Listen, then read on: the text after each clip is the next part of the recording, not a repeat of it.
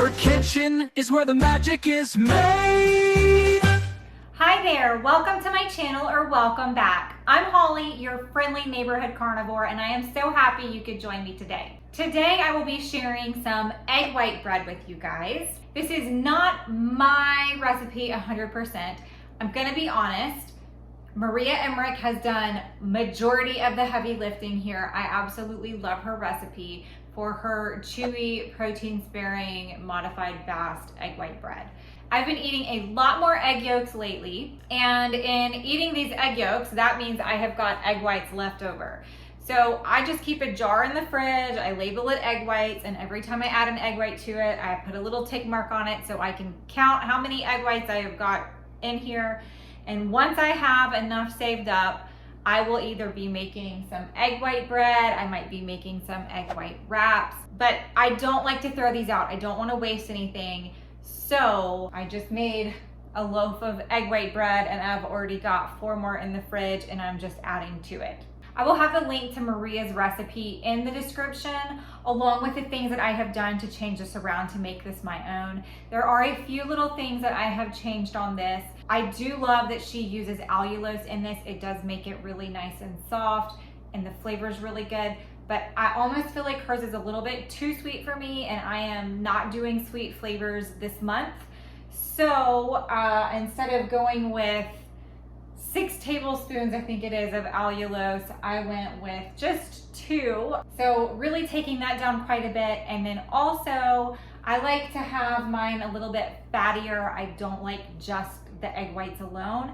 So I add some fat into the mix before it gets baked. It makes it a little bit fluffy and airy in the middle. However, adding the fat in is going to make your loaf kind of deflate just a little bit. It's not going to be as huge as Maria Emmerich's like beautiful picturesque loaves of bread are, but it does an amazing job. I typically bake it the night before, and that way I can just let it rest in the oven overnight. That way I know it's not going to deflate anymore because of sudden temperature changes. I just like to let it rest, and then the next day I've got it ready to try.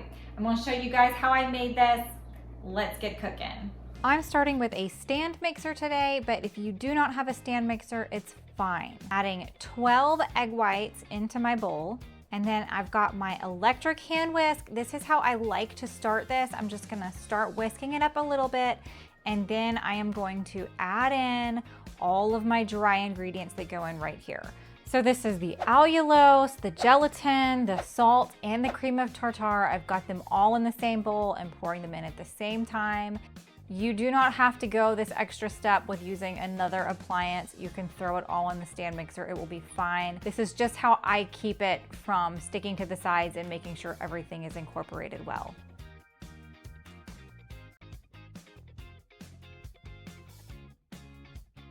Now that we've moved over to the stand mixer, I'm going to switch this bad boy onto high, and we are going to whip these super fast. I'm telling you, I think once I moved it to the stand mixer, it took maybe 4 minutes to get this whipped up to stiff peaks.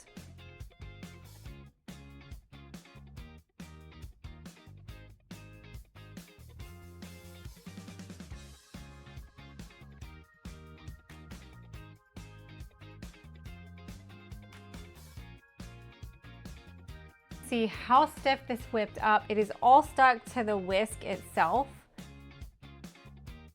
So now comes the fun part, trying to get all of this tamped down and scraped off of the whisk with my spatula.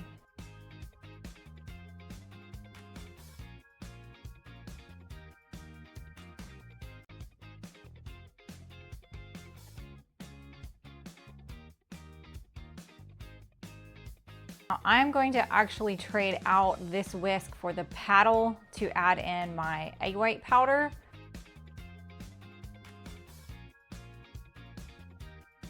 You can see how stiff these are. These things are pretty solid. I can flip it upside down. They're gonna stay in the bowl. This is what you're looking for.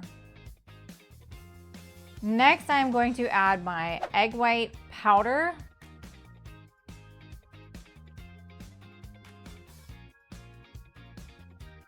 I'm just gonna fold this under a little bit since I've got my spatula in here, just to kind of get it so there's not straight up powder on top. But I'm going to use the paddle instead of the whisk because the egg whites tend to just get clumped right back inside the whisk.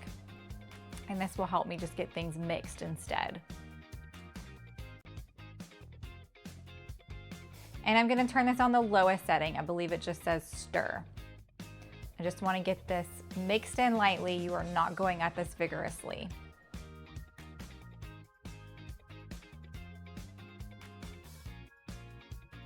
Once that is stirred in, I'm taking my spatula and I am scraping this down, trying to get it out of the paddle, trying to just get it down in the bowl again. And then we are going to be adding in our fat. So I took 1/4 cup of ghee, I froze it and grated it on a cheese grater, and that is what I am putting in here. So I kept these in the freezer. Once I grated it, I put it back in the freezer and kept it there until I was ready to add it, because I don't want this to just melt all over the place. I want these to be clumps that are dispersed throughout. We're gonna hit it one more time on low or stir, or you can just fold it in with the spatula.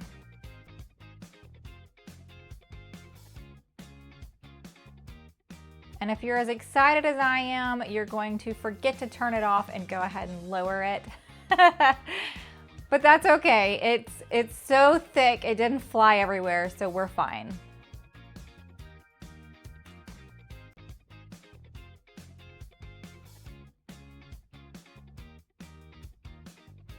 Now we're gonna come over here where I have fixed a pan. I lined it with parchment paper, but I was messing with it and ended up poking a hole in it with my fingernail. So I'm just going to remove this and do a new one so you can see exactly what I did in the first place.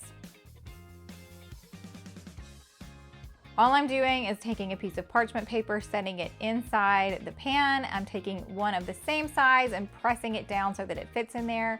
And then your secret kitchen tool is going to be binder clips. Use your binder clips to hold your parchment paper in place. And then I'm just trying to cover up where it's a little bit short there. I want to make sure that that's not exposed. I don't want the egg white mixture getting stuck underneath the parchment paper. Load that up as tall as you can get it. Trust me, you can fit every single bit in this one loaf. I know it looks like a lot, but you want it to be big and tall and fluffy. So just layer it on there. It's not a problem at all. Smooth it out because it looks nice, because this is going to be the top of your loaf of bread. And if you have just a big old lumpy mess, it's gonna bake out to be a big old lumpy mess. Make sure you remove those binder clips before you put this in the oven, because you do not want those little plastic suckers to melt all in your bread. Disgusting. We're going to bake this for 30 minutes and then leave it in your oven to cool off. Like I said, I like mine to sit overnight. If you have restraint and you're not tempted to pull this out of the oven and cut it immediately, then sure, you can make it during the day, but you have to let it cool off in the oven. The next day I pulled it out. Here it is in the parchment paper. You see how the parchment paper sticks to it. So all we have to do is peel that off, and then we are ready to cut this loaf. Now I cut this kind of weird. I was trying to divide it out so I could get exactly 12 slices, and that was not the easiest way to slice this. It was good in theory, but when I started getting the skinnier slices, it was getting a little bit challenging. So there's probably a better way to do that. I was just trying to do 12 slices of bread because my brain said there should be 12 since there were 12 egg whites in this. Slice it into as many slices as you desire.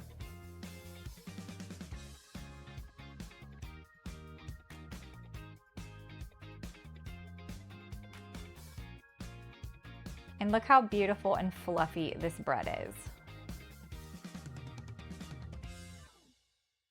Okay, it was pretty easy. Like I said, I like to make this overnight, and that way it can rest in the oven.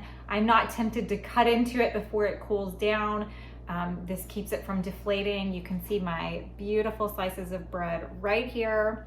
Before I get into the taste test, I want to go ahead and ask you guys if you wouldn't mind hitting that like button, hitting that subscribe button if you are liking what you are seeing. I am trying to reach as many people as I can with my dairy-free carnivore recipes, whether it's for somebody who is a carnivore, is keto, is low carb, is just looking for a way to lower the carbs in their lifestyle. Maybe they're looking for a way to up their proteins, but they don't want to add in the dairy, maybe because they don't tolerate dairy, maybe because it's not helping with their weight loss goals. Whatever the reason may be, some people are avoiding dairy, and there are not a lot of people that are sharing dairy-free recipes in the carnivore, keto, low carb space. So giving me a little like and subscribing if you haven't subscribed already, it really helps me to be able to reach more people with my dairy-free recipes. Okay, let's get into this taste test. So here's my beautiful bread. And let me pull off, let's see, I'll just go, this is a kind of skinny one I cut. He's funny looking.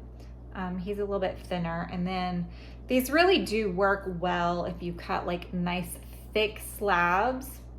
But I'm gonna go with the little funky one right now because that other one is kind of perfect for a sandwich or something. So I wanna show you, you know what? No, let's show you the beautiful one. All right, so here's beautiful, it's puffy.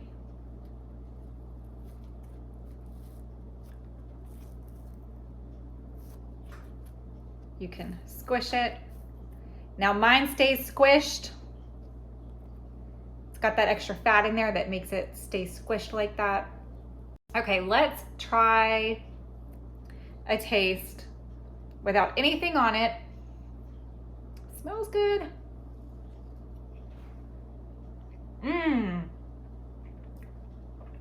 Okay, this is really good. I really like the less sweet on this. Now, I will say, when I've made this in the past and I use the full amount of sweetener that Maria Emmerich suggests, the bread is really sweet, and I have added some pineapple extract to it to make Hawaiian bread, and that was really good. So if you're looking for a Hawaiian bread alternative, absolutely keep the full amount of sweetener in there. But this, I don't taste the sweet at all, but it's enough in there to help the bread brown beautifully and to really bring that texture working well. And I love that I've already got some ghee in this because I'm not a super huge fan of the high protein, super low to no fat. I like to have my fat in there. So the ghee or the butter, if you use butter, being in this, I like having that addition. Now, of course, I'm gonna add some ghee on here to have a good bite because this is usually a vessel for me to get more fats in, or I might be making a sandwich or something. I'm not usually eating just the bread plain, although you can, it is delicious. So I'm all, I'd say buttered up, but I'm all gheed up now.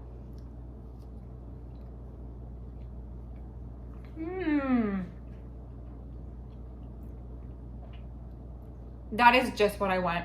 Perfect little boost of protein and fats. This is going to make a great addition to any meal, or if you're a snacker, it's gonna be a great snack. And you can do a lot with these. You can use these to make croutons, have some egg white bread croutons. Of course, you can make sandwiches out of it.